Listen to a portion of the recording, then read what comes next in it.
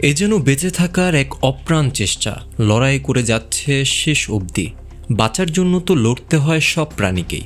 কেউ বাঁচার চেষ্টায় কাউকে মারছে, কেউ বা মৃত্যুর হাত থেকে বাঁচার চেষ্টা করছে। আর সে লড়াই এবার দেখা গেল মাঝ আকাশে।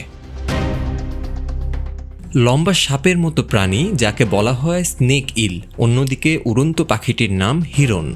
দেখা যায় হিরণ পাখিটি জীবিত অবস্থাতেই স্নেক ইলকে গিলে খেয়ে উড়াল দেয় আকাশে, কিন্তু বেঁচে থাকার চেষ্টায় স্নেক ইল ব্যবহার করে তার শক্ত ঠোঁটকে এবং হিরণের বুক চিরে বেরিয়ে আসার চেষ্টা করে, যাতে সে সফলও হয়।